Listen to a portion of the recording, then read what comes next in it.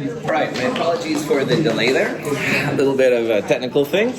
We're going to continue on talking about different intermolecular forces. And we talked about how as intermolecular force increases, the different types of effects you're going to see is possible. And viscosity is a difficult subject in general, but the idea in viscosity is a resistance to flow. And we're going to see two examples here, one with ethanol and one with glycerol. And what I'd like you to focus on here is that if you look at these molecular structures, glycerol has not one or two, but actually three hydrogen bonding spots. And ethanol has only one. So the glycerol molecules are going to connect to each other a little bit more than the ethanol does, and you can see it when it flows. The viscosity of a liquid depends on the strength of its intermolecular forces. Glycerol has relatively strong intermolecular forces and is rather viscous. So you can see how it kind of flows slow. Its resistance to flow is high.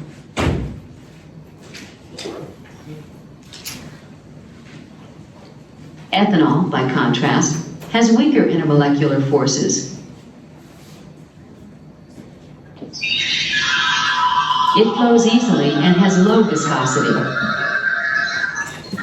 Ethanol flows like water, all right? It has a relatively fast thing, but glycerol goes slow. And they feel that one of the many things, and there's more than just this, there's all kinds of reasons why viscosity is weird, but viscosity has more intermolecular forces. Yeah. So is that why like honey or gel, they flow Yeah. more slowly than water? Absolutely. I would argue that they have more intermolecular forces in them. And there's other things too, Dimitri, but one major factor is the more intermolecular forces. The stronger ones flow slower. Absolutely. We're going to come back to the idea of what happens on a liquid, especially at the surface. And if you have a bunch of water molecules, the inside water molecules are experiencing hydrogen bonding in all directions. But the outside ones have their own kind of attraction. Like these molecules are being pulled left, right, and down, but there's nothing above. And the idea of surface tension is basically a factor when you have strong intermolecular forces. So if you've heard about surface tension, it's basically an effect, again, of having strong intermolecular forces, and it's on the surface of your liquid. Wow, I don't know what's going on with my computer today, but let's try this again. Oh, man. A paperclip is placed carefully in water, or rather on it. The metal clip floats because it isn't heavy enough to break the water's surface tension.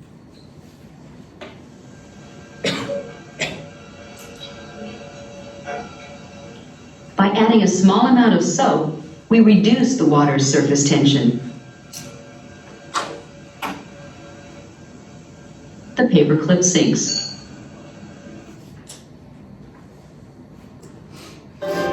This surface tension is the quality of a liquid that causes the surface layer of that liquid to behave like an elastic sheet. It's the effect that allows insects to walk on water and water drops to hold together. Wow, that's crazy. Great. That's amazing.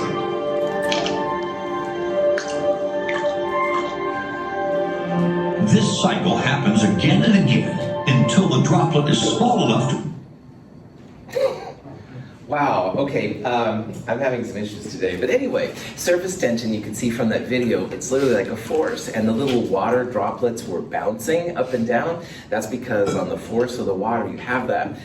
Insects rely on this. If you've ever seen insects on lakes and stuff, they can skim around because they're not very massive.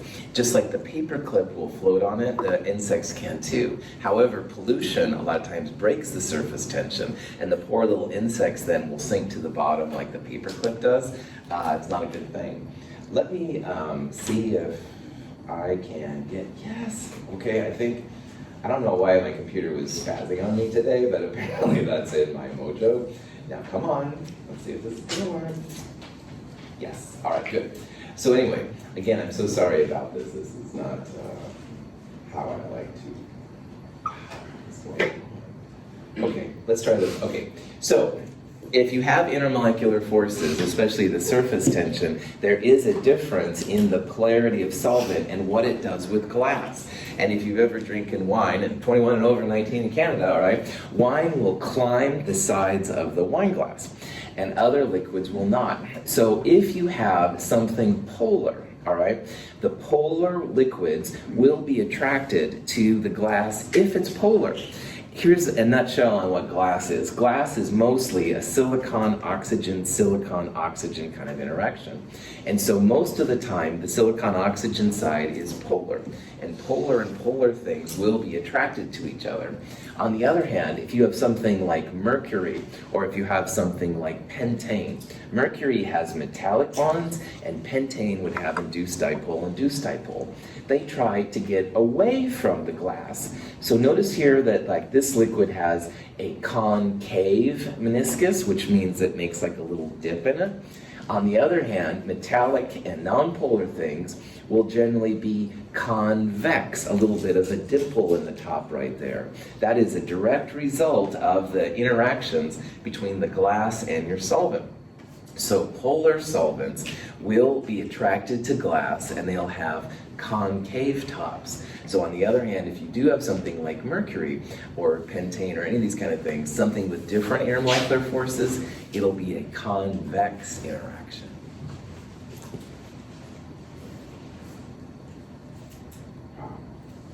Again, still... When a piece of paper is dipped in water, the water moves up the paper by capillary action. The attraction of the water to the surface of the solid paper allows the water to rise against the force of gravity. If you've ever left your newspaper on the table and some water went on, the water doesn't stay right where it fell. It actually goes all through the different places on the newspaper. This is called capillary action. And if you have the right kind of paper, which most papers have an OH group on them, the OH and the water are actually attracted to each other and the water will go up. If you put the same thing in like gasoline or something, the gasoline will usually just stay there because gasoline isn't as interested in the OH bonds. So this leads us then into the idea of how to figure out energies with different transitions. And this is a little bit of review from Chem 221, and my apologies to the poor chocolate rabbit right there, but this shows what can happen when you add energy, all right? The phase will change, your solid goes into the liquid. Poor rabbit, I know, and I call myself a vegetarian. But anyway, we can calculate all these different things. So I'm kind of bringing this back as a little bit of a review, and it's also important for what we're dealing with. Now here we have solids, liquids, and gases. And good old water is a great example of one that on the left-hand side, this is what happens. So solid ice will melt, turning into liquid water. Liquid water can be vaporized to turn into a gas. And if you wanted to take the gas and you could condense it back into a liquid, and you could also freeze the liquid back into a solid. But there's another possibility here, and carbon dioxide is a great example of that. Carbon dioxide, dry ice, is solid CO2, and it sublimes directly to the gas phase. And you can take that CO2 gas and you can deposition or deposit it back into the solid. Now these two are not as common in our day-to-day world, but it does exist for all possible compounds, and we'll talk about that in a little bit. Every one of these melting, freezing, vaporization, sublimations has a type of a heat associated with it. Heat of vaporization is the one we use quite a bit, but there's also like a heat of sublimation. And what we're going to do in this thing is we're going to think about how to calculate energies associated with these transitions. Here's some examples of some compounds: water, SO2, and xenon. And what I'd like you to look at is these values right here. And you can see that water has the highest heat of vaporization and xenon has the smallest. And even though their molar masses are different, one reason that's attributed to these differences is, no big surprise, intermolecular forces. Water has really strong intermolecular forces through its hydrogen bonding network. Sulfur dioxide in a trigonal planar electron pair geometry would experience a dipole-dipole interaction, and xenon would be truly nonpolar, induced dipole. So the energies of vaporization are also affected by these intermolecular forces. Delta H VAP is just a number. It's usually kilojoules per mole. It can be joules per atom or joules per gram or something like that, but it's usually kilojoules per mole. The temperatures are associated with the boiling point. So water boils at 100, that means sulfur dioxide boils at negative 47, stuff like that. Heat of fusion is another type of heat. All of those different heats on the other side. Heat of fusion is sometimes called heat of melting, but it's the idea of taking a solid and turning it into a liquid. And so there's all these different heats associated with things, and there's going to be a lot of them. Just realize if you see heat of something, that's going to be a phase change, going from a liquid to a solid, going from a solid to a liquid. You can have solids going to gases if it's CO2. How do they figure these out, Dr. Russell? Oh, whoever said that in the back, I'm so glad you asked. The Clausius-Clapeyron equation is kind of a freaky equation, but this is what's used to figure out these delta H VAP values. This is the full version of the Clausius-Clapeyron equation. What you want to do is you want to plot on the y-axis the natural log of the vapor pressure. And on the x-axis, you want to plot 1 over the Kelvin temperature. And if you do this right, you get a straight line. And the lab this week that we're doing is a lab on linear regression. So if you had a bunch of natural log vapor pressure values, that would be your y-axis. 1 over the Kelvin temperature would be your x-axis. You can plot it, you can get a slope, and the slope is equal to negative delta H over R. R is a little different than the last chapter, but the same idea. We'll talk about this more later. So the delta H is those values. Those are those delta H of vaporizations we saw a while ago. And this is the best way to calculate it. So we're seeing here a use of linear regression. We're not going to do too much with Clausius-Clapeyron, but I know someone in here is wondering how you find those values. And this is what it is. If you only have 2 values, you can use this more cheesy version of the equation, and that works well too. But again, Clausius-Clapeyron is the way to, if you can do a linear regression of the Clausius-Clapeyron, that's kind of the best way here.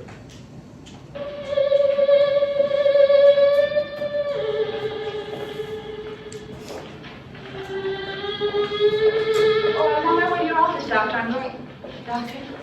What's the matter with him? Well, he's a scientist, Miss Bonham. They walk around in a daze most of the time. Did you see his eyes?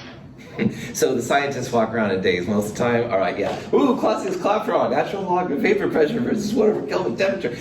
This is not something we're going to see a lot of, so that's why I put in the cheesy Outer Limits episode, the little clip there. But anyway, hopefully you get the idea that there are ways to get these numbers. There's ways to get 4.184. There's ways to get 6.022 times 10 to the 23rd. The Clausius-Clapeyron is the way. It's not something we're going to do a lot for, but if you're curious, yeah. So this now is kind of bringing this all together, and we're going to see how you can calculate the energy for heating and or cooling curves.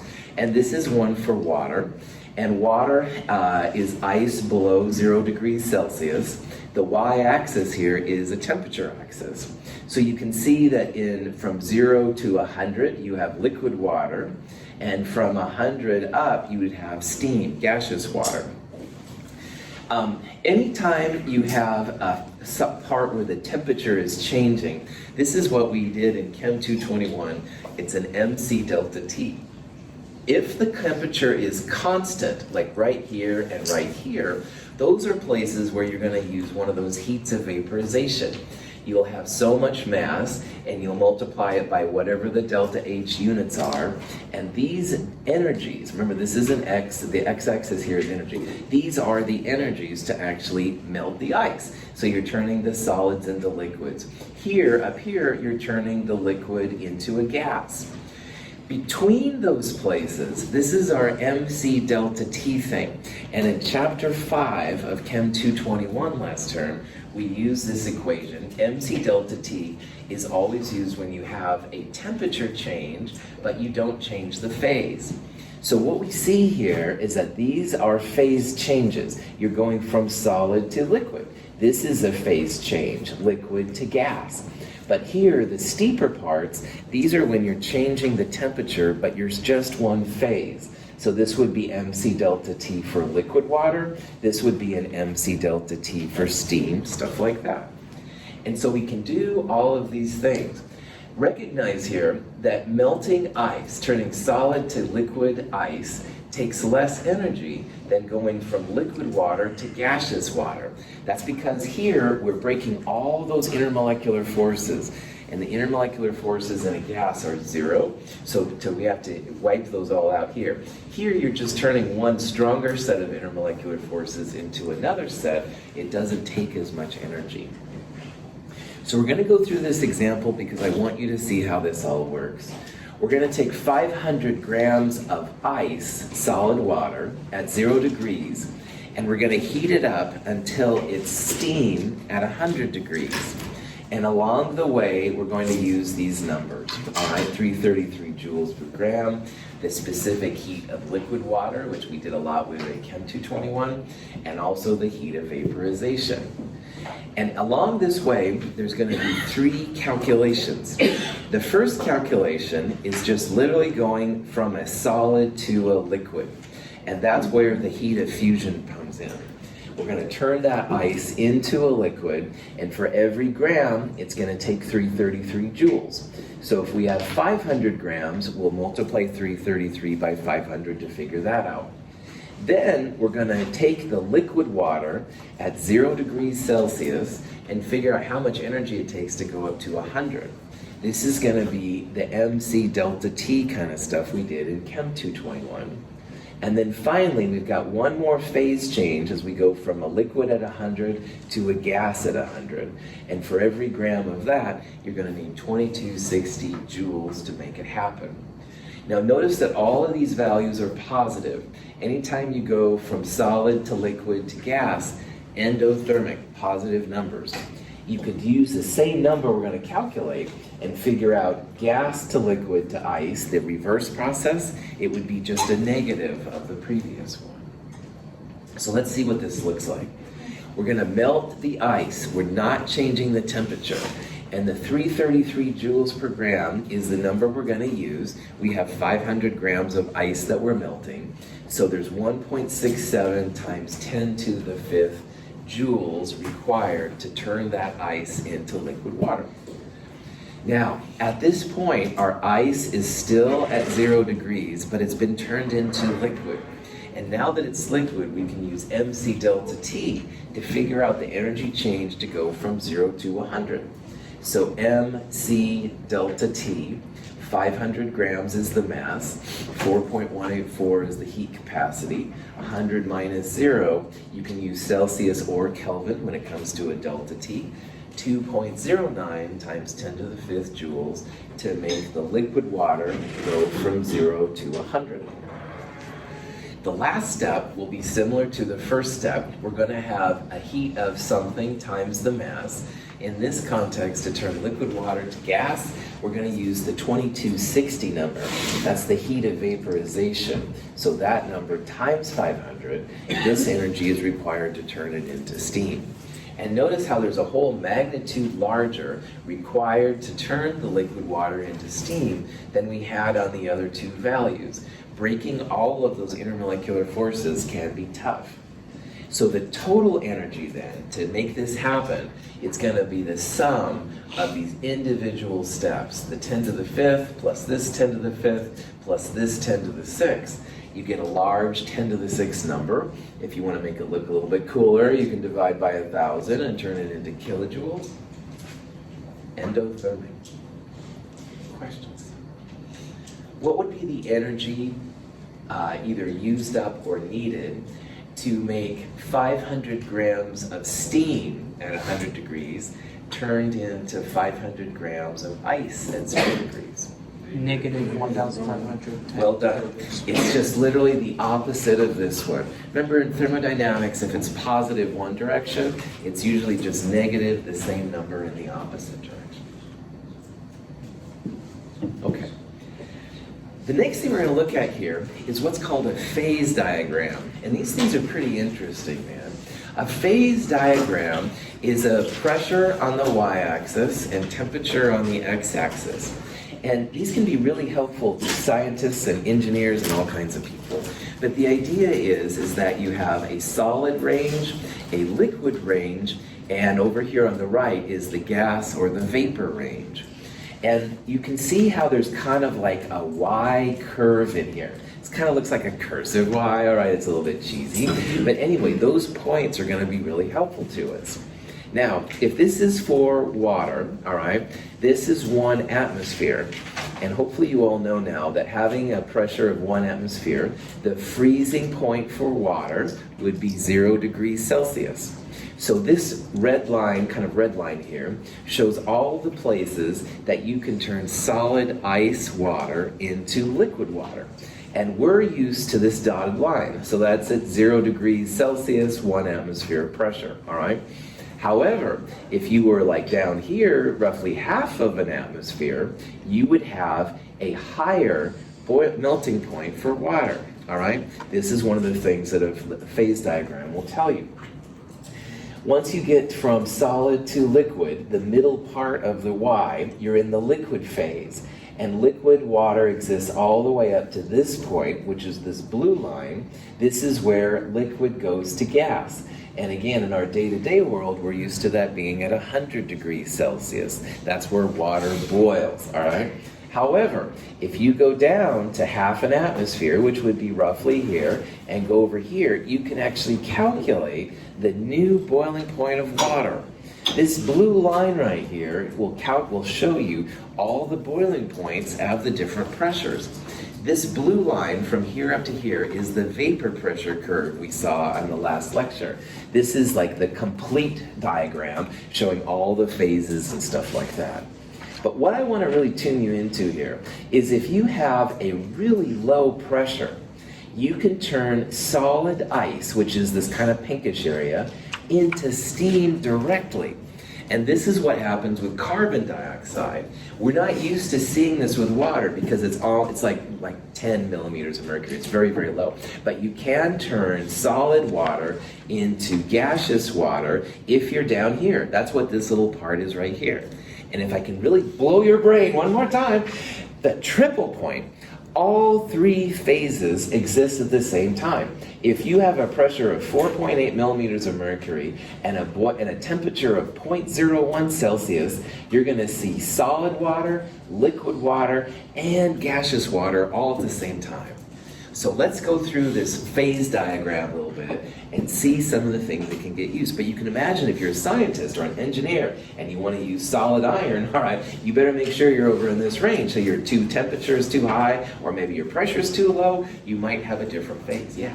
How does it decide what form it's going to take? The pressure and the temperature will tell you, all right? In that like triple point, Uh-huh. would it just be like completely random, like it could be any of those 3, or is it split up evenly? I will show you a video, and it's like they go from one to the other. The video I'm going to show you up in here is like cyclohexane or something like that, but I'll show you that more. Yeah. So we're assuming that the volume and the amount of moles are the same, constant. So for gases, that would be important. Yeah, that's right. In this case, yeah, you assume that you have a gas that's a vapor and stuff like that, right? But again, kind of back away from it and just see that as long as, if you play with pressure and temperature, you can get it to do anything you want. Yes? Do you think you could repeat what the red line was? This line right here shows all the places where you can melt a solid, all right, or you can solidify a liquid, all right. This top blue line above the triple point shows all the places where you can turn a liquid into a gas, or you can condense a gas back into a liquid. And Esther, the really fun part, I think, is down here. This little line shows all the places you can take a solid and turn it directly into a gas, and you can also take the gas and turn it directly into a solid. I'm going to go through these places with some videos so I think it'll make more sense there too. All right, so these lines are these equilibrium places where you can have both liquid and gas. The chemical of the week right now, I think the point is actually on one of these. It's totally possible to have both a liquid and a gas at the same time, or a solid and a liquid, or a solid and a gas, if you're right on one of those lines. And again, all of these places are dependent on pressure and temperature. So we're just used in our world to this dotted line. That's 1 atmosphere, and more or less that's what we've got. But as a scientist, you're not limited to those regions. You can turn a vacuum on, you can pressurize, whatever you do, and have all kinds of phases. So on the left-hand side, again, all of these phase diagrams are kind of like a Y, okay? To the left of the Y, this kind of pinkish area, those are solids, all right? And in a solid, like we've talked about, the molecules do have some movement, but it's pretty subtle, all right? Very strong intermolecular forces keep them from moving too much. So most solids will look something like this. A little bit of movement, but not too much. As you change pressure and or temperature, you get to the point where the solid melts. The solid begins to turn to a liquid. But if you're right on that spot, you will see both solids and liquids, all right? So if you leave an ice cube on the counter after a while, like there's some of the ice left, but there's also like a big puddle next to it, all right? That would be arguably an equilibrium. Like you still have some solid and you have some liquid. And all substances at this point have it. Realize that boiling and melting, they're not like instantaneous, all right? Like you don't see all the solid going to liquid. It takes a little bit of time. And these equilibrium points are really helpful, as we'll see in different kind of combinations.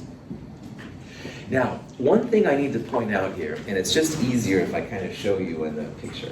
And come on. Okay, give me, darn it, okay. There we go, good. My computer's still being weird. One thing that's kind of easier to show you than anything is that there's 2 types of phase diagrams. And the one that I have right here is the Y that we had in water. And the one we have right here is for liquid or for oxygen.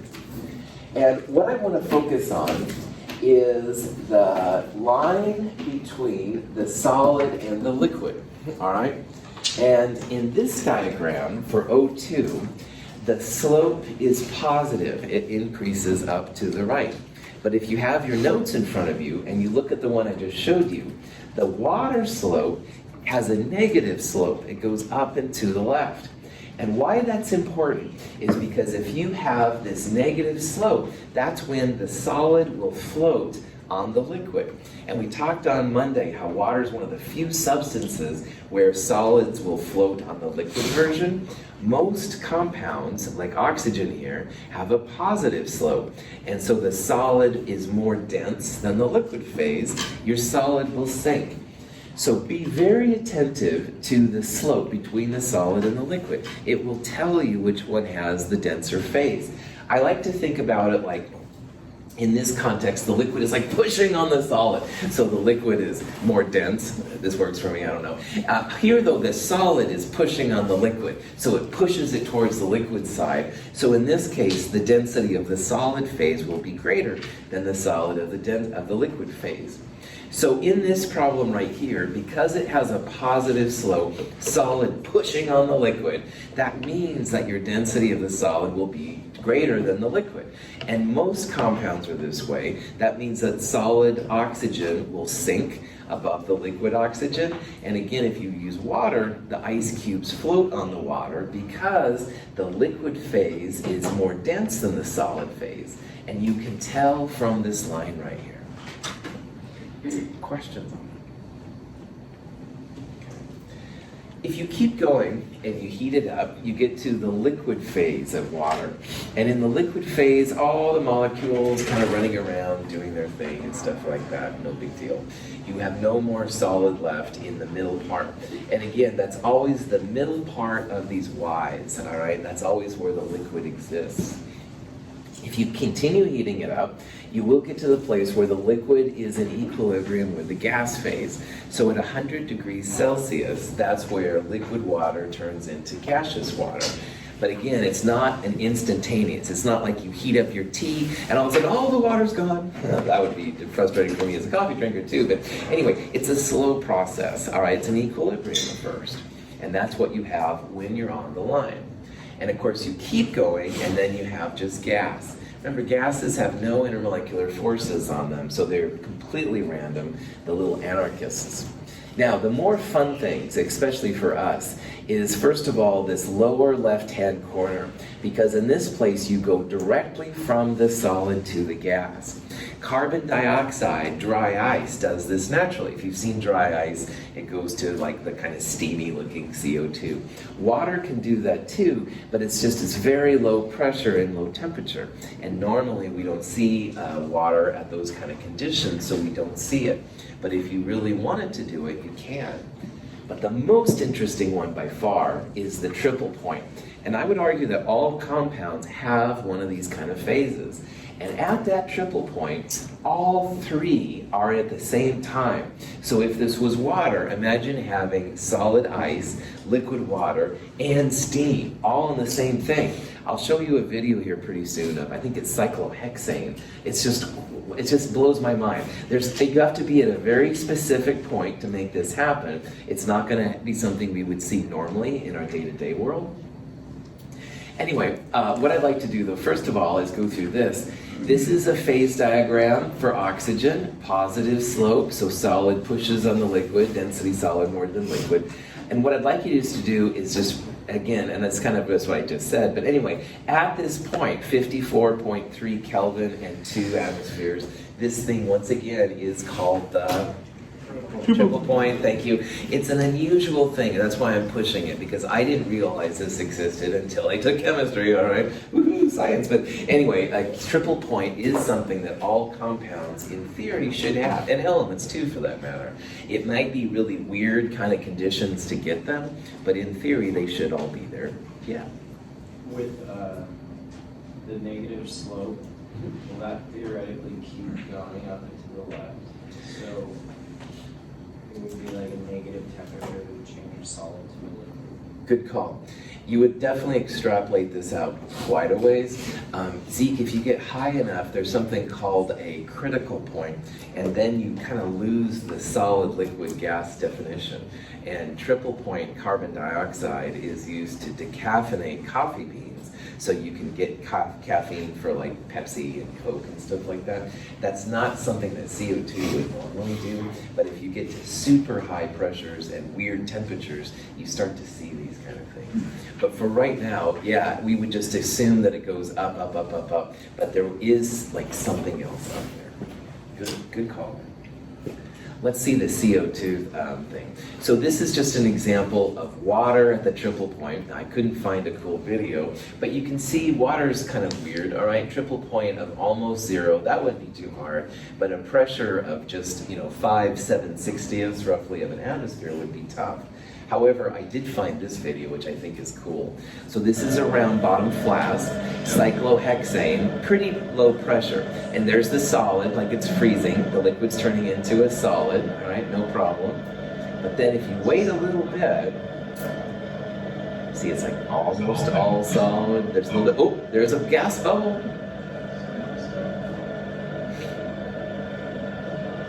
So see, then it goes like directly from solid, starts to bubble with gases, this remakes the solid. So you have all three phases. This is like, to me, this is like true science fiction here, man, because like, what the, all right, you would expect this liquid to freeze, or the liquid to turn into a gas, or maybe even the solid turn into a gas. But to have all three of them, man, is pretty wild, so. Anyway, in theory, all substances have one of these. They're usually kind of weird conditions, so you have to have laboratories to make them work. All right, the last topic we're going to talk about in this section is all about solids. And we're going to introduce solids in lab this week. So if you had lab yesterday, we talked about it, but we're going to talk a little bit more detail about it here. And solids have the strongest intermolecular forces of all. There's usually the same kinds of classifications as liquids, but a little bit different. When it comes to solids, there's crystalline solids and there's amorphous solids. So things like clay and dirt are called amorphous. They're solids, but they don't have a repeatable pattern associated with them. And so in our class in Chem 222, we're only going to look at crystalline solids, things that have repeatable units. So realize that in this discussion of solids, I'm already kicking out a huge part of their world, all the amorphous ones, because they're harder to predict, all right? So we're going to focus on crystalline solids, repeatable groups. And of those repeatable groups, if you have a crystalline solid, there's going to be a small unit that repeats over and over and over again in the solid. And those little things are called crystal lattice. And they're usually like a cube, sometimes an extended cube or something. But they're very repeatable. The particles are very close together, and the intermolecular forces are very, very high, all right? So it's hard to compress them. They're very highly ordered, all right? Again, amorphous solids are all over the place. You don't usually have any kind of repeatable pattern, but in the crystal lattices, you do. This is zinc 2 sulfide right there. Unit cells are placed in three-dimensional networks in the solid, all right? So imagine this is like maybe a positive ion and this is some kind of negative ion. You can see how there's literally like these rows. And the scientist's goal is to define what the unit cell is. And there's a little bit of ambiguity here, because maybe Dimitri would argue that the unit cell would be encapsulated by the black atoms, and I might want to have a unit cell encapsulated by the white atoms. And you can also have diagonals and all kinds of things. So as a scientist doing unit cells and crystal lattices, you have to communicate with other people, because a lot of times you can at the very least translate your work into other ones, but there are different ways to do it. Now, we're not doing amorphous solids. We're looking at crystal lattices. Crystal lattices are broken down into 7 types. They're called the Brevis lattices, and they have all these cool names. We in Chem 222 are only going to look at the last one, cubic. So again, of all the solids, we're only looking at the crystalline ones, and now we're only looking at 1/7 of the possible ones. We're going to do the cubic ones, which is the isometric ones down here on the bottom. And we're going to do that because all the angles are 90 degrees and all of the lengths of the sides are the same. So these are true cubes, all right? Length, width, and height are all the same. By having 90 degrees, we don't have to worry about cosines and sines. So for example, I used to use a lot of orthorhombic ones and stuff, and we had to deal sometimes with different angles and stuff like that, especially when the orthorhombic went to the monoclinic, which always gives me nightmares still, but that's a long story. We're just going to look at ones with repeatable patterns, and they're going to have equal lengths, so edge times cubed will be the volume. If you took lab yesterday, you know what I'm talking about. Also, we don't have to deal with the angles at all, which is kind of nice. So of the cubic systems, oh, here's like some pictures and stuff like that. In geology, you will see other ones, by the way, and Dinah Hardesty's geology classes are totally awesome. Sometimes the crystals will take forms that look like these unit cells, but again, that's not what we're going to look at. We're going to try and just look at the simplest ones, the cubic ones. And in that cube, like I said, all the angles are 90 degrees. All the lengths are the same. So if you have the length of one side, length cubed will be the volume. We're going to call the lengths edges in this class and stuff. The edge cubed would be equal to the volume. Now, there's 3 types of cubic unit cells. They're called the simple cubic, SC. They're called the body-centered cubic, BCC. And the last one, which is the most common one, face-centered cubic, FCC. So of the crystalline solids in that cubic system, they fall in these 3 categories: simple cubic, body-centered cubic, and face-centered cubic. All of them have atoms in the corners of the cubes, and that's easiest to see on the simple cubic. I'll show you better videos here in a second, but the body-centered cubic has an atom in the actual middle of the cell, and the face-centered, every face of the cell has an atom inside it as well. So I want to show you some videos kind of showing a little bit clearer here, like what's happening in these different pieces. A simple cubic unit cell has 1 atom in each corner of a cube. The cells stack together to form a solid crystal, the overall shape of which has square edges. Each ion is shared by 8 different but connected cube cells. Notice how this atom, The arrangements of body-centered cubic and face-centered cubic unit cells are similar but more complex. the central atom there, is actually part of 8 different unit cells, all right? It's connected by 8 different pieces. So the little red dot right there is like the little yellow atom right there. And it's part of 1 unit cell here, and another one there, and 1 here and 1 here, and then there's 4 behind it as well. So every one of those corner atoms is actually part of 8 unit cells. And when we're thinking here a little bit about the net number of atoms, we don't count like this as being in just this cell. We would say that 1/8 of that atom is in the unit cell, and the other parts are all part of the other unit cells that are adjacent to it. So a simple cubic unit cell is the first one we're going to look at. And what we're doing in this video is we're shaving off the parts of the atoms that aren't in the unit cell.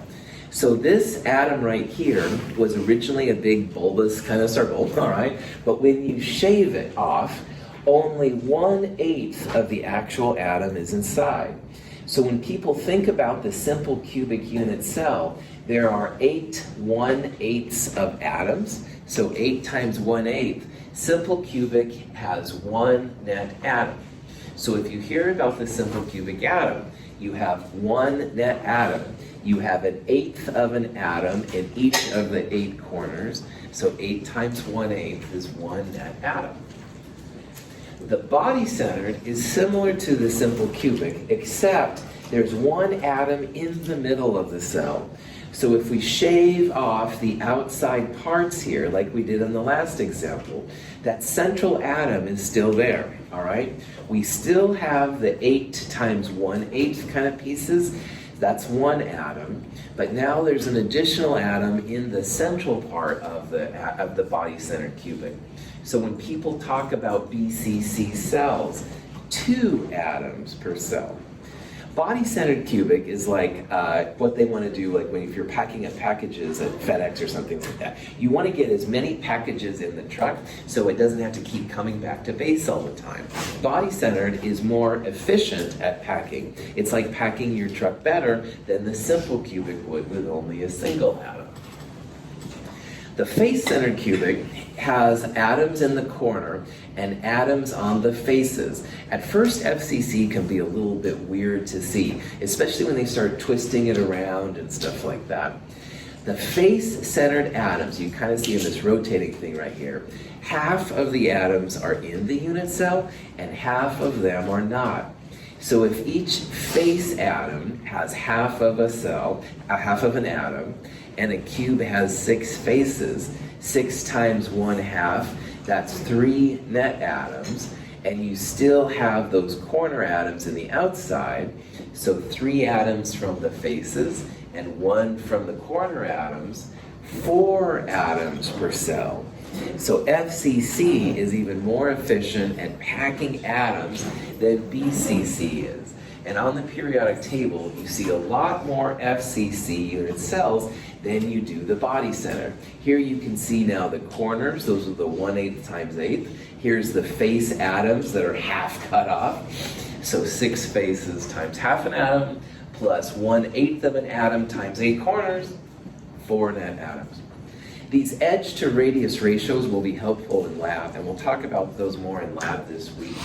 But hopefully you can kind of visualize here what's happening. This is a periodic table showing the different ones. There's really only one supposed simple cubic one, which is polonium. There's quite a few body-centered, especially over here on the left side. And face-centered cubic, it's often seen as cubic close packing and hexagonal close packing. And it's a subtle difference between these that you don't have to worry about. So think about all of these kind of brown ones and all of the purple ones as being a type of FCC. And there's quite a few of them out there.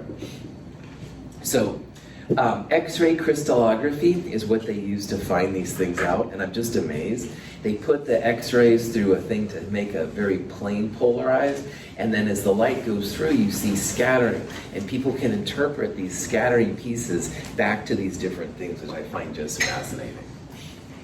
So anyway, if you want to find, if you have a problem like this, and this is going to be part of the focus of lab this week, we have aluminum with this density and a radius of 143 picometers. We want to verify in this problem that aluminum is face-centered cubic. And what you generally want to do is you first want to turn the radius into an edge. And if you look back on that face-centered cubic slide I had a little bit ago, 4 times the radius divided by square root of 2 is how you find the edge. And in the lab for this week, you can see where this equation comes from. If you're a geometry person, it can be kind of interesting. For us, though, plug and chug. So 4 times the radius, 143 picometers, divided by the square root of 2, gives us an edge of 404 picometers.